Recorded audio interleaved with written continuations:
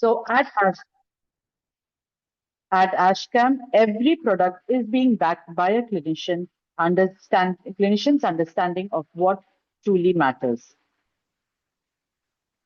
So today's speaker, Dr. Jigyasa Grover, completed her MDS in 2001 from SDM Dharwad. Ma'am has 65 publications to her name, of which 28 are in Journal of Endodontics and IEJ. Madam is presently a senior professor and head at Postgraduate Institute of Dental Sciences, Rohtak. We are grateful that Madam has taken the time out of her busy schedule to deliver a talk on the current concept in endodontic microsurgery. A well needed talk, actually. We welcome you, ma'am. Before I hand over the screen, I request all the participants to make a note of your questions, which will be discussed at the end of the session. Kindly don't disturb in between, and please, all of you all, mute yourself. Dr. Jigyasa, I will not be taking much time. The screen is now yours. Thank you, Dr. Rashmi. Thank you for this opportunity. Good afternoon, everyone present here. We'll begin with the topic on the endodontic microsurgery. So, this is the topic. I think I should share the screen first. Yes.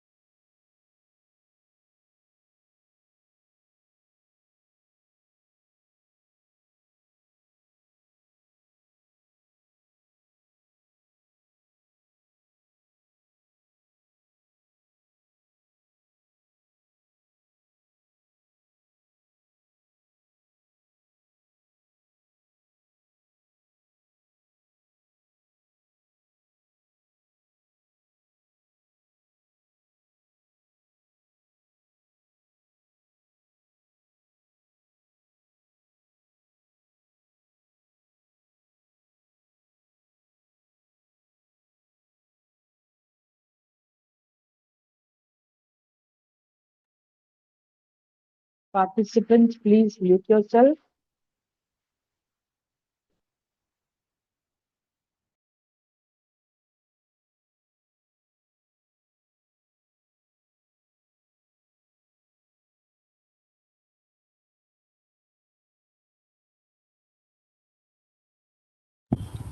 Is it visible?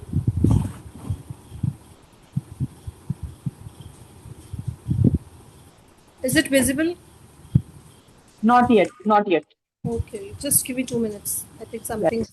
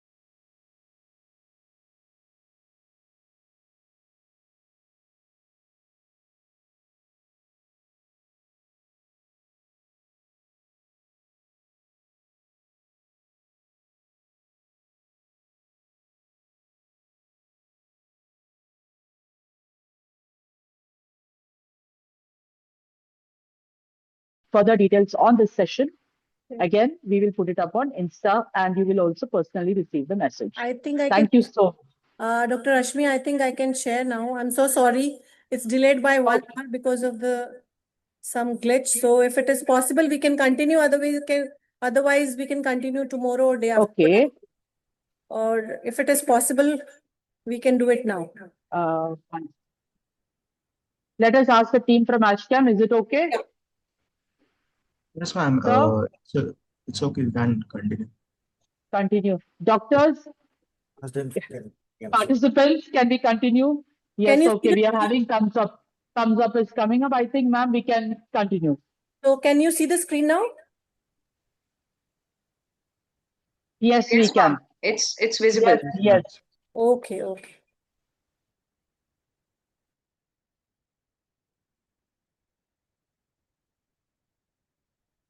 Shall I start? Yes, ma'am. Yes, please. Oh,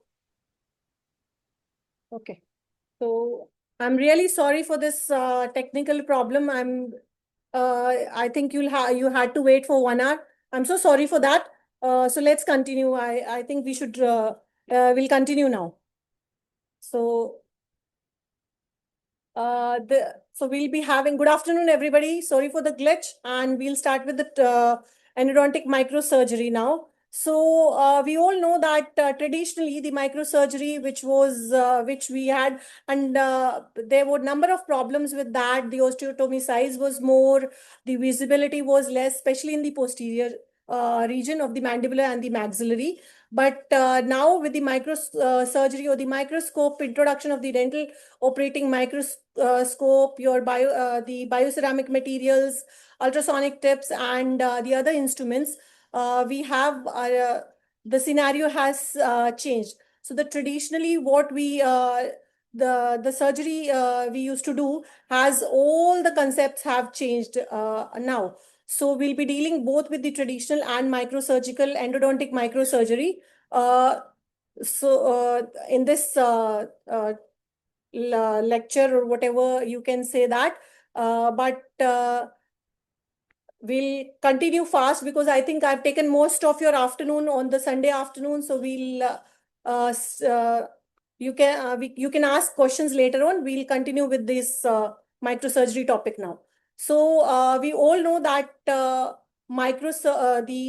surgery in the periapical tissues or the lesions, we do it once the root canal treatment has failed or the there's a failure of the retreatment of endodontic treatment. But do we need to do endodontic microsurgery in each case? We have seen number of case reports that large lesions have been treated with non-surgical retreatment and non-surgical endodontic treatment, that the primary endodontic treatment also heal. So why do we need endodontic microsurgery? So what are the indications that need of microsurgery? So first is when there is persistent periapical pathology. So the pathology might reduce, but the main thing is the clinical symptoms. If the clinical symptoms are presiding or the clinical symptoms are there, so we need to address this issue. Then there are cysts. Also, when there are procedural errors like the ledge formations, instrument breakage, or there is perforations, anatomical these things like root resorptions, or we have another things like dens invaginatus, palatal groove, which cannot be addressed with non-surgical root canal treatment, and we have to raise the flap and do the endodontic microsurgery. So such cases like we can see there, or we cannot remove post endodontic restorations or post, and through the ortho grade, we have to address this issue through the surgery. Like this, in this case, we can see that there was the resorption and surgery. We will raise the flap and seal it, and then do the place a bioceramic material. Like in this case, jerry store was done, and after that it was sealed. And this we can see that in the radiograph that there's a proper healing of the tooth.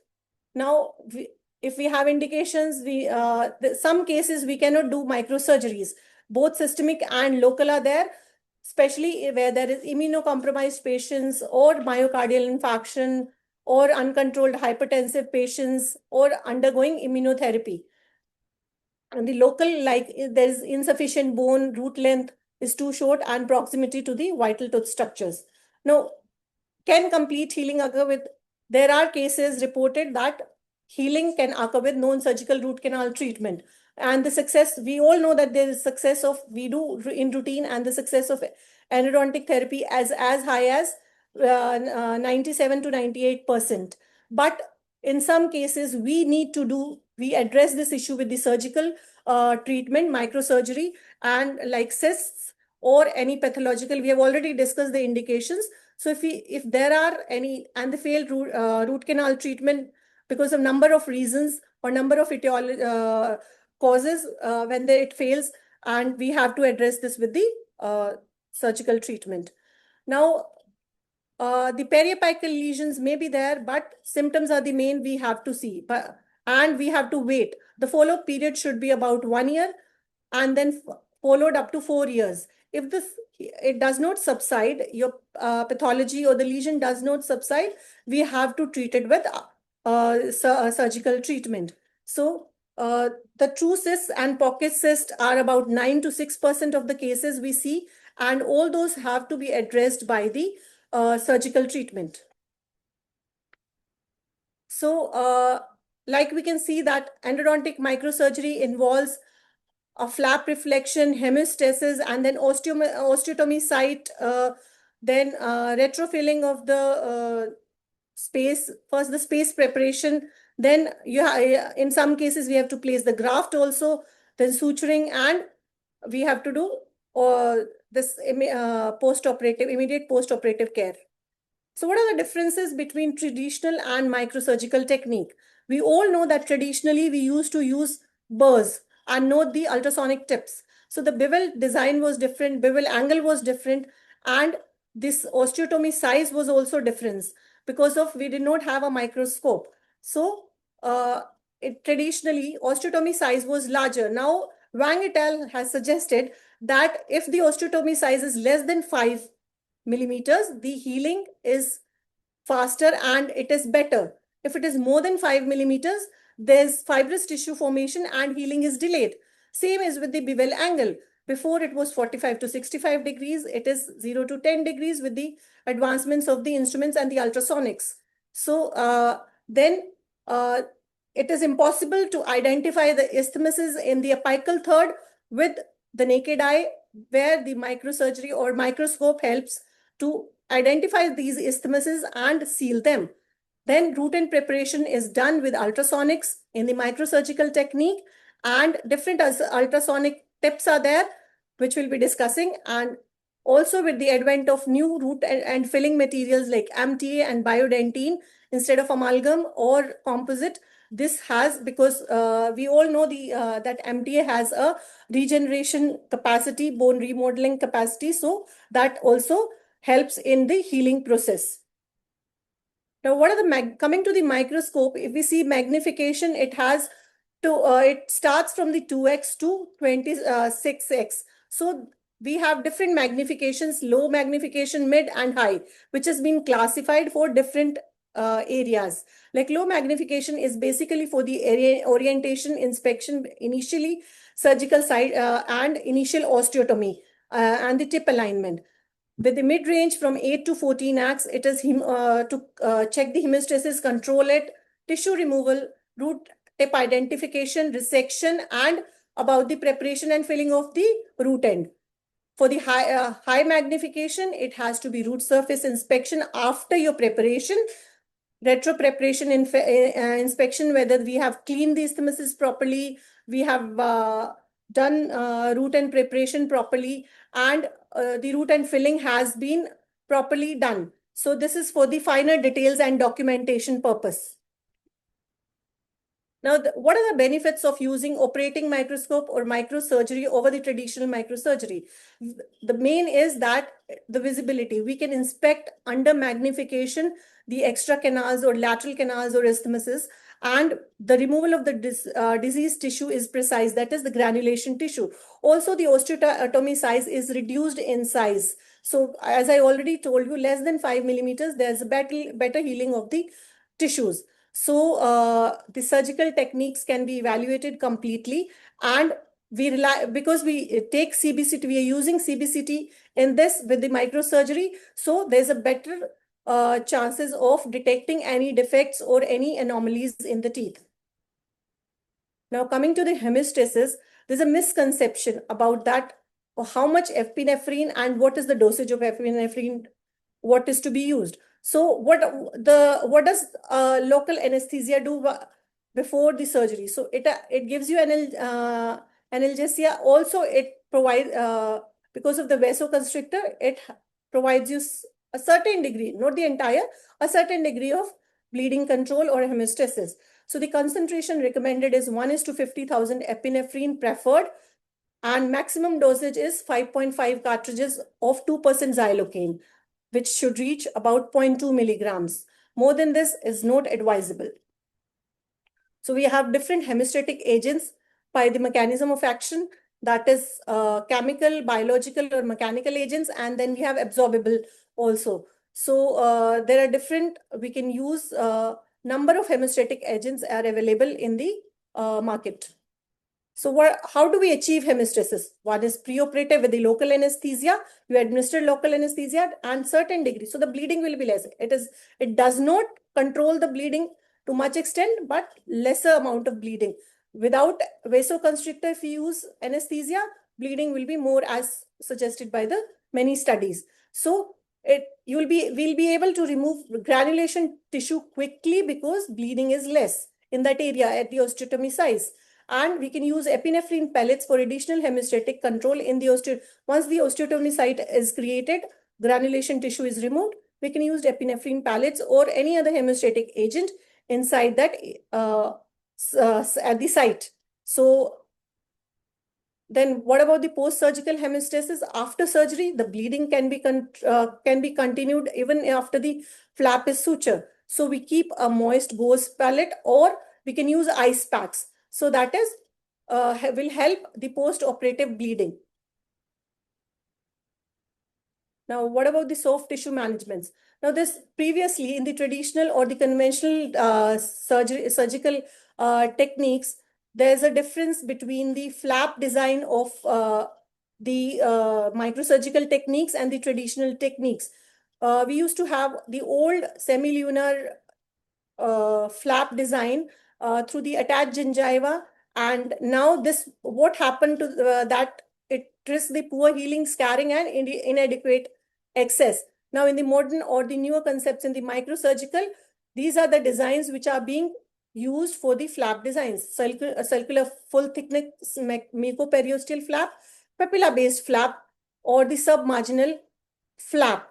Now, we use is the full thickness mucoperiosteal flap, which is commonly used in the microsurgical technique. So we give vertical vertical incisions, and this provides access and heals with minimal scarring. So the scarring rate with the circular or full thickness flap is very less. So we can see here in the picture that these are the current designs which are recommended for the endodontic microsurgery. That is circular, papilla-based, and submarginal flaps. There was a study comparing these three, and it showed that submarginal flaps cause significantly more scarring, while as compared to the intracircular and papilla-based flap, the scarring was very less. Submarginal had 0% recession, but 70% scarring. And circular had 58% recession risk. Papilla-based had 38.5% recession. So as we can see that in the semilunar flap, this scarring, there was poor access and impaired healing. But when we use full thickness flap, the scarring has reduced. So the recommended is full thickness flap and the this papilla-based flaps. Now the atraumatic tissue retraction and the groove technique.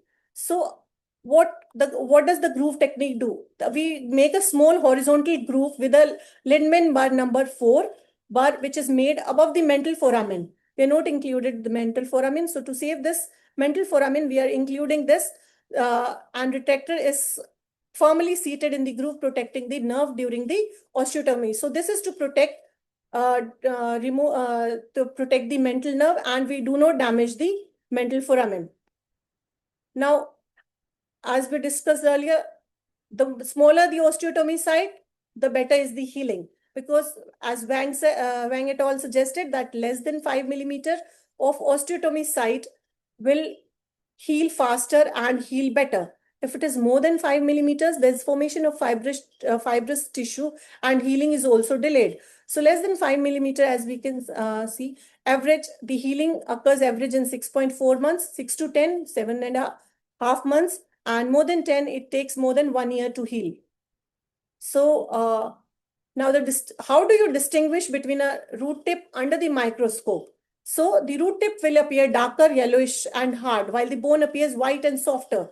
And when you scraped with a bone, even the sound is different. So if the apical lesion has not fenestrated or extended lingually, the locating of the apex is difficult. Now, why the bevel angle is changed? Traditionally, 45 to 65 degree bevel angle was given with the large burrs. And now we are using ultrasonic tips, and the bevel angle is 0 to 10 degrees. So that is not to expose the dentinal tubules. So fewer dentinal tubules are exposed, and because of the smaller osteotomy site, and only the bevel angle is given 0 to 10 degree, so that we can just identify the apex and do the, we can use ultrasonic tips for this. For microsurgical technique, the bevel is less than 10 degrees, the exposure is fewer, smaller osteotomy site, minimal loss of the buccal plate as compared to the traditional. Now, as all of us are aware that the root end resection is 3 millimeters, and we all are aware that it is done. So because most of the ramifications, lateral and accessory canals, are present in 3 millimeters at the apical end. So to remove these ramifications and all these, because they are very difficult to clean with this system is very difficult to clean with our root canal instrument, with our instrumentation, and even the irrigant will not flow in this. So it is very difficult to clean this. So while doing surgery or the root end resection, we remove 3 millimeters because most of it, ramifications, lateral and accessory canals, are present in this 98% of this.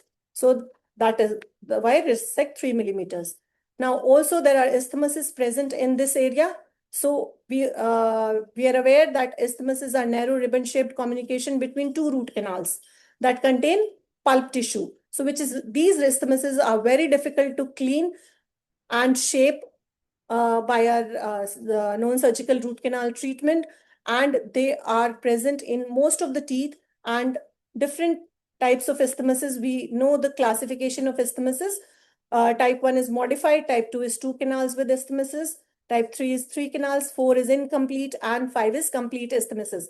Majority of the cases we have either 4 or 5, and these are difficult to clean. So it's better to remove them and address them during your surgery, root end resection.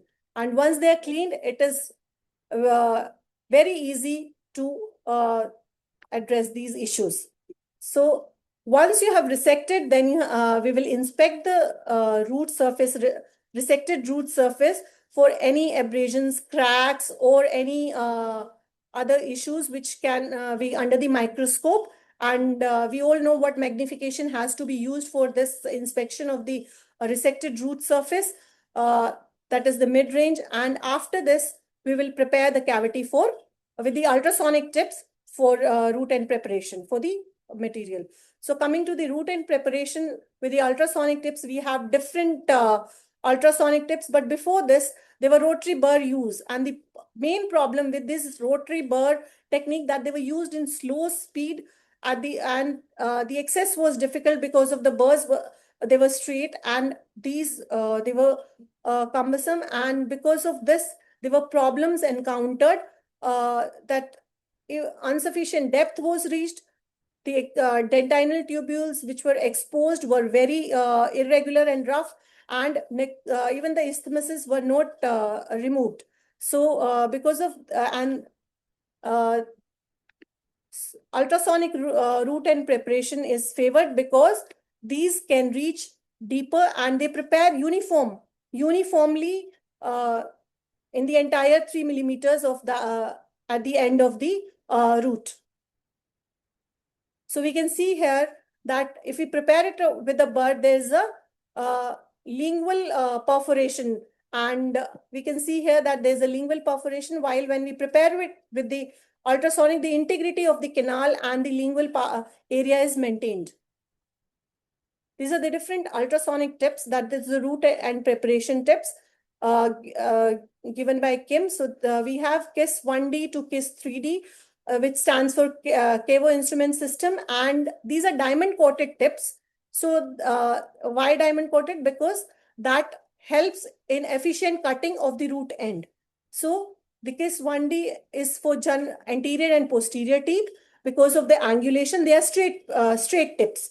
KISS 2D is for larger diameter, and KISS 3D is for double angled 75 degree, and 4D is for 110 degree. So both these can be used for the posterior teeth.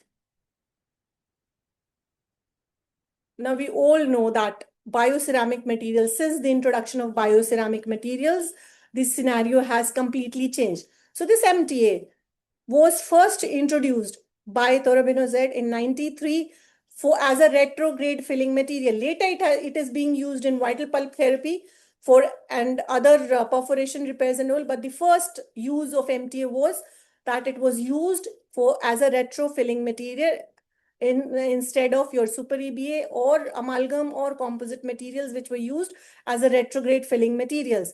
And this proved to be better because of its odontogenic cell proliferations, and also because it promotes survival via the P13K signaling pathways. So better of osteogenic and odontogenic cell proliferation and regeneration capacity, MTA has been suggested as the best material, but we have other materials like biodentine also. So, but this MTA material was first introduced only as a retrograde filling material. So we can see here histological sections of bone and cementum and regeneration with the mineral trioxide aggregate. Now we have already discussed about the ultrasonic and traditional route and preparation techniques. So these are some of the studies which suggest that ultrasonic is better than the traditional route and preparation with the burrs.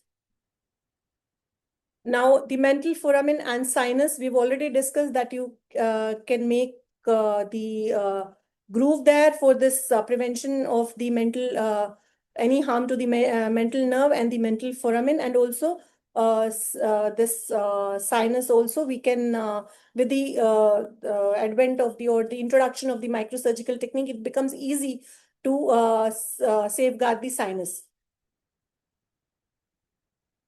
So I'm not going into detail of this management. So coming to the classification of endodontic microsurgical cases given by Kim and Kretschmann. So class A, there's no lesion, but only the symptoms. We do surgical treatment, only the symptoms, and there are no difficulties in doing surgery, or it is not a problematic case. When we come to class B, there's a periapical lesion along with the symptoms, small periapical lesion along with the symptoms, but there are no pockets in this, no pocket depth or no pocket in this class B. So class C, again, the lesion is reaching up to the apical half, and there's a large periapical lesion here. Again, this is only class A to C are all endodontic cases. So there is no periodontal involvement. There's no pocket in class C as well. Whereas in class D, E, and F, there is perio involvement. These are the endo and perio cases. So class D is same as class C along with the pocket. Class E is you have periodontal communication, there are clinical symptoms. However, there's no mobility in this tooth. And class F, there is total buccal bone fenestration. There is no buccal bone, no cortical buccal bone. The tooth, the root is completely denuded of the bone. There is no bone as present, and there is periodontal involvement also. So class D, E, F are difficult cases to manage, and it poses a challenge even for a renowned endodontist or who is well versed with the surgical techniques. Still, these cases will pose a challenge. Class D to F. Now, what are the post-operative reactions or you will look for? Mainly is pain and swelling. But now, previously we used to see only pain and swelling, whether the patient has pain or swelling. Swelling will be there for few days, 2 to 3 days, and then we used to call the patient after 7 days. But with the introduction of the microsurgical technique, now we are looking at the quality of care, that is the post-operative care. This does not only include pain and swelling, but it also includes the function of the teeth or the overall functioning of your jaws and your teeth, which have been even the function, aesthetic, and the pain, swelling, everything is included in the quality of post-operative care. So it does not involve only the pain and swelling. Now, lasers have also been used in endodontic microsurgery. The carbon dioxide NdYAG lasers are not suitable. They do not cut bone effectively. Only erbium YAG laser has been used, but though it can cut bone and dentine, but very minimal data is there for its use in the endodontic surgery. Now, coming to the 3 types of defects. The question arises whether we should use GTR or membrane in these cases or not, whether the surgery should be done without any membrane or any placement of any like PRP, PRF, or it should be done membrane or bone graft has to be placed in these defects. So that the view is different. There are a number of studies have been done on these, and we come across 3 types of defects. So first is where is the true endodontic lesions without any periodontal component, and the healing rate without the membrane, there's no significant difference if you use the membrane or you do not use the membrane or bone regeneration techniques. The second is the lesion size is larger. It mainly includes through and through defects, and in such cases, number of studies are there which have shown that GTR or the membrane benefits, and there is, when you place membrane, the healing is faster because of the regeneration of the epithelial regeneration. Then you have apicomarginal communication or apicomarginal defects where the membrane and graft can be placed simultaneously, and the overall success in some have suggested that the success increases, while some suggested that success is not achieved. So that there's there's no statistically significant difference. So this is the complete, we can see the pictorial that the radiographs and pictures of complete procedure of a microsurgical approach. Then for the GTR technique, osteotomy site must be inspected, cleaned with the excess material, hemostatic agent placed before placing the graft. So before placing the graft, the site has to be cleaned properly, granulation tissue removed, and the bleeding is to become controlled. And then you can place we can place a GTR membrane or a bone graft or freeze-dried bone allograft, tricalcium phosphate, any of these, or PRP, PRF can be placed in this. They help in bone regeneration and epithelial. They prevent epithelial ingrowth and help in bone regeneration. So these are some of the studies have been done in our department, mainly on the regenerative materials in apicomarginal defects, so through and through defects. So a study was done by Goel et al. In 2011, where we compared PRP and GTR membrane in the healing of apical defects, And we concluded that PRP improves the marginal the healing and over GTR and has emerged as an alternate treatment. Then a study was done in 2015 by Dhiman et al. On the effect of platelet-rich fibrin on healing of apicomarginal defects. And we concluded that there was a high success rate in the apicomarginal defects with microsurgery with the use of platelet-rich fibrin. A study was done in 2022 by Yadav et al. We used amniotic membrane in healing of apicomarginal defects, and this study was to compare 2D and 3D healing. So we took radiographs as well as CBCT. We compared the healing on both radiographs and CBCT in this using amniotic membrane. But however, there was no significant difference between with and without amniotic membrane and 2D, 3D healing. So, and 22 again, study was done by Rohila et al. Using the GTR membrane in apicomarginal defects. However, there was no difference in success rate by using with or without GTR membrane. Thakur et al. In 23 did a study on comparative histological evaluation of PRF high versus PRF medium. So this study concluded that PRF medium preferred when patient quality of life is the priority. So the main aim of this study was to check quality of life using PRF high and PRF medium. And 24 Sharma et al. Conducted a study using allograft and collagen membrane in the apicomarginal defects, and we concluded the combination of both these two material helps in buccal bone regeneration. Apart from this, we have done 2-3 more studies on the 2D and 3D healing, and also on the piezoelectric, using the piezoelectric and osteotomy site. So when we use piezoelectric, the healing was better and the osteotomy size was reduced. So the main challenges which we feel when we do microsurgery or the posterior surgery, the main challenges which we are facing are that there's restricted mouth opening, the depth of field, or because of the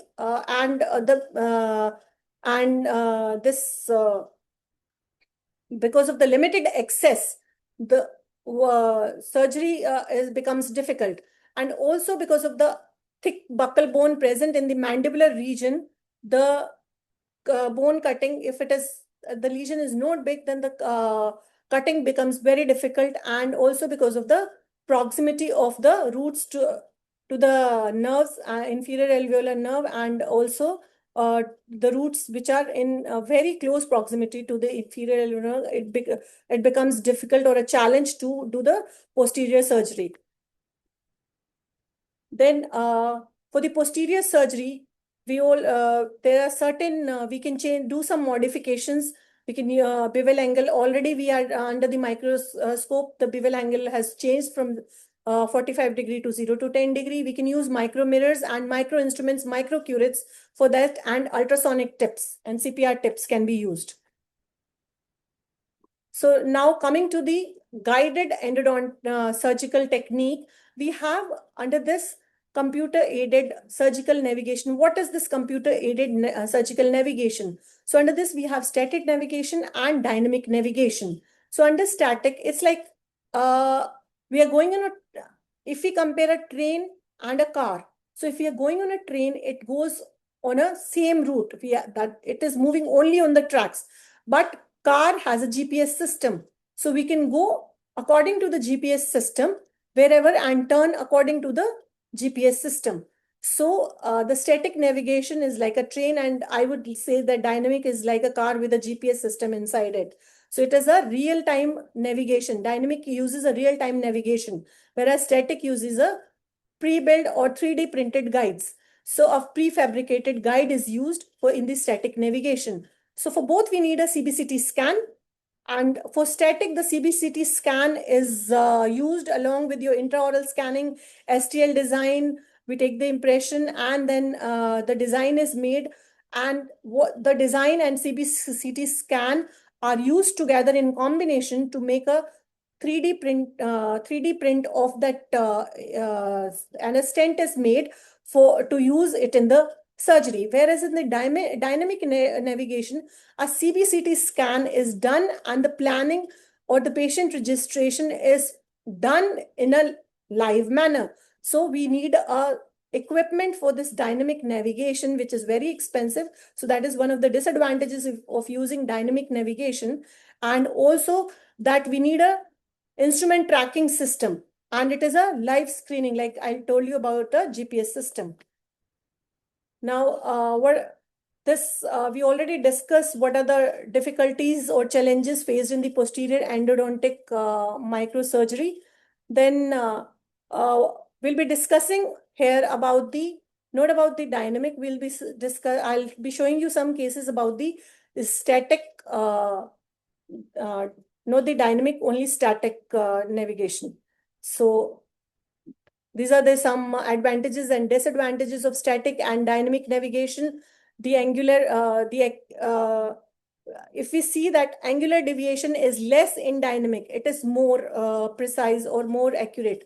But again, we need, for this real-time correction, we need the operator skills are must. We need a precise operator skills. But for static navigation, because we have a stent made, it becomes easy to learn. So learning is easy and it is more expensive. Dynamic navigation is more expensive, but there is the flexibility of the patient or intraoperative flexibility is better in dynamic navigation as compared to your static navigation. And the static navigation has a compact stent, whereas the dynamic has a because of the real-time navigation, the proximity sometimes changes, and once it changes, then we have to do the entire process or the entire thing, repeat it again. Now, the first step is the data acquisition or the CBCT impression. So we take a CBCT scan. Along with it, we take an intraoral scan of the polyvinyl siloxane impression. We take an impression, scan it, and then we combine both the intraoral scan and preoperative CBCT. According to the fiducial marking on the teeth or your impression, we just combine these two, and then after doing that, we make a model so that we can do that. We do a model and then prepare this stent over that. So then you have impression alignment and CBCT co-registration. So CBCT and your impression, which is scanned, the scanned images and the CBCT images are along, they combined, and they are this thing,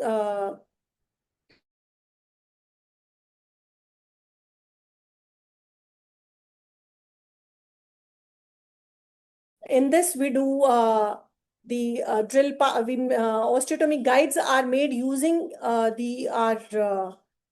drills, and we design that how much depth has to be limited and what are the root margins and how much clearance we need from the inferior alveolar nerve. So once the surgical guide design is done, and we do it, we send it for 3D modeling, and the stent is printed, 3D printing is done, and we have a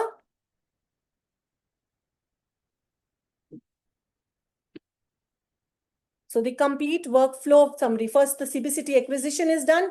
Data is imported and fused, both the STL file with the fiducial marking and the CBCT. Then virtual planning is done, guide design is done, slicing and 3D printing, and we get a stent or the guide. So these are the cases, some of the cases. So this is, we can see that osteotomy site has been prepared and root end resection done. Then this is 6 months and 12 months follow-up. We can see the healing taking place. So here is the clinical picture. So preoperative, flap reflection, and we have a surgical guide with this in placement, guide placement, osteotomy. So the main advantage of this is the osteotomy is very limited. So we have preoperatively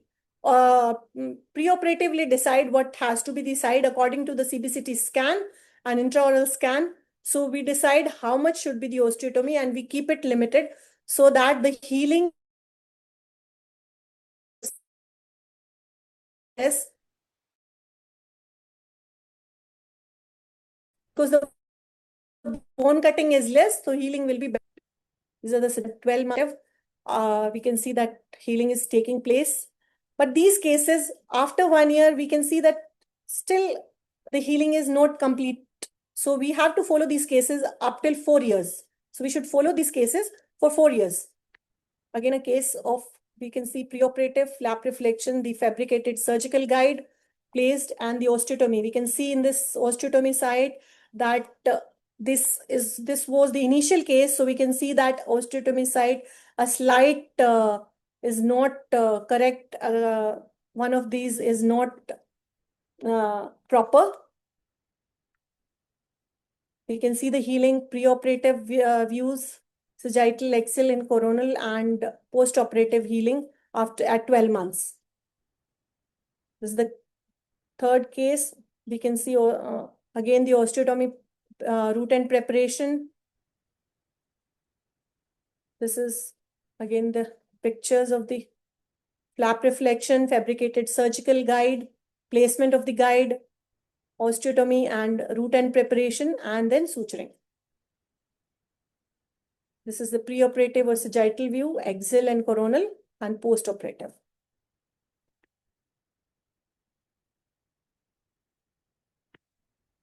Same, few more cases. This is, we can see that the guides, this is the conventional or the traditional technique which has we have done. Now we can see here, we can observe that the osteotomy size is bigger. But when we prepared the guides, we can see the osteotomy size in this picture. The osteotomy sizes are are very precise and very less, up to 5 millimeters. We measured the osteotomy size also, depth, and also the angulation of the instrument for the root end preparation. So this is the traditional method without any guide or without TEMS technique. So this is the traditional method of osteotomy cutting with the burrs. So we can see that the size is bigger. Again, we can see here how much bone we have cut with the traditional technique and the healing taking place. So the healing, we can see that it is faster when we using a guide to prepare the osteotomy size, because we are cutting less bone. In this, we can see the osteotomy size is bigger. Same, this is again with the traditional technique. This is root end preparation, root end filling. And again, the osteotomy size is bigger. So as the osteotomy size, we are cutting more bone, and the healing is taking place is slow. Again, for the traditional technique, we can see here, see the osteotomy side. This is for the traditional, but we have not enlarged it here. In the we can see in the second picture that how big is the osteotomy size. The healing, the preoperative, and at 12 months. So we all know that endodontic surgery has evolved. Previously, even I used to be scared doing endodontic microsurgery, but endodontic surgery the traditional way, but with the introduction of microscope, the ultrasonic tips, ultrasonic instruments, your materials like MTA for retrograde filling, the criteria has changed and scenario has changed. So there are even the outcome or the success has increased with this microsurgical techniques.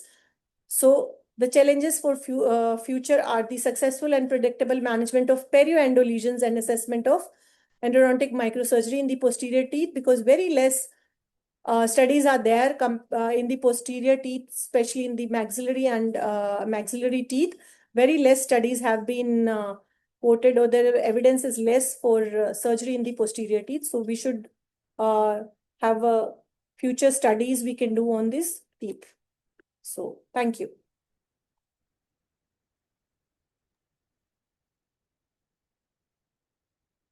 Yes, that was a very good presentation, Dr. Jigyasa. I liked basically the 8 key benefits which you brought about of the microscopes. Hopefully the PGs will start using them. and the detailed sequence of how you went about every instrumentation that has to be followed, the ultrasonics. I personally like computer aided, so I'm going to get my PGs to call you. Sure, sure. Okay? Anytime. I'm sorry that I had to rush because I took most of your time because of the technical issue. So I had to rush through the slides. So it's I a think you covered up very beautifully. endodontic microsurgery is a vast topic, but I didn't want it to take much of your time. It's already lunchtime. I wasted much of the time, so I just rushed. Hope I could give most of it. I think there are there are too many takeover messages for the PGs. I hope you're able to understand what has happened. I Yeah, should I question them later. listened to it, so any questions you can take, I can answer now also. If you want, I can, ma'am has my number. You can call me or WhatsApp me. I can answer later on also. So, do we have any questions?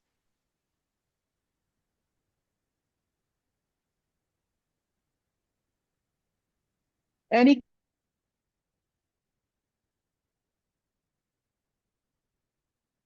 questions to be asked? I think I have everybody not received agreed any. to ask, so they can, you can share my number so they can call me Yes, on time. No problem. yes, I will do that. I'll get the team to do that. I really apologize for that problem. It started 1 hour late. I'm really sorry for that. So right now, I would like to present your this thing, certificate.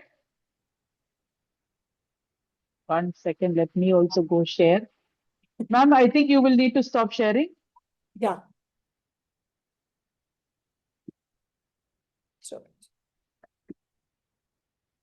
yeah, I've stopped sharing. Yes. This is a certificate of appreciation from ASHCAM, and it was a wonderful presentation. Thank you, ma'am. Thank you for having me. Thank you so much. And thank Yes. you for waiting patiently. I'm really sorry. I apologize for this. I'm really sorry for that. Yes. It is okay, I guess, because now we are also very happy with it. Okay. Uh, so we will conclude the session here.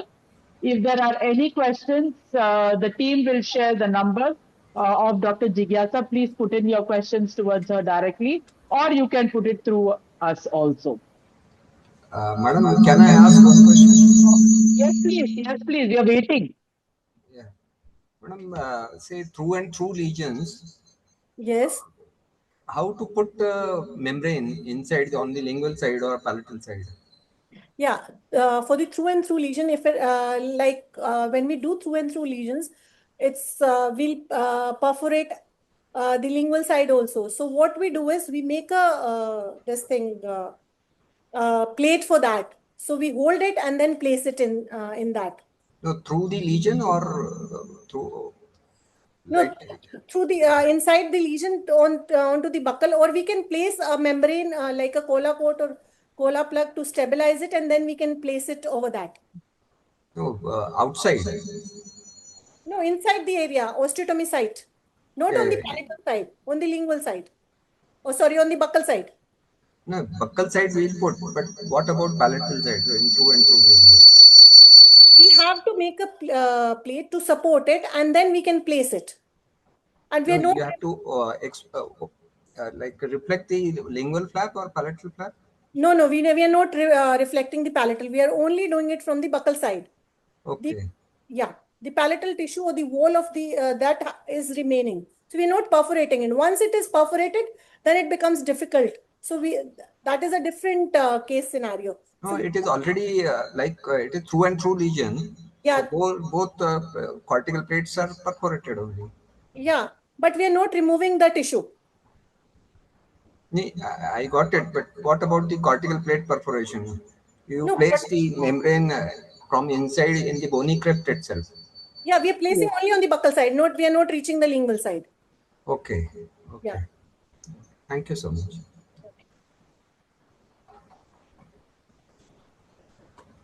That was a very good clinical oriented question. Any more? Do we have any more questions? So I think we will wind up. Thank you so much, everyone. Uh, Thank you, everyone. Thank you, ma'am, Jigyasa ma'am, Rashmi Thank ma'am. you for having me. Yes, thank you. And thank you everyone for joining in. And I've dropped the number. So if anyone is having any problem or query, product related query, or anyone want to ask the question regarding the presentation, I can convey it to ma'am. You can drop a text there. And also regarding the certificates, also you can drop on the same number, drop with your name. You can drop a text on the same number. And for future webinars also, you can follow us on our various socials. So you will be conveyed there regarding the next webinar. You will be conveyed there only. So thank you, everyone. Have a nice day and take care. Yes. Okay, thank you. Thank you so much. Thank you.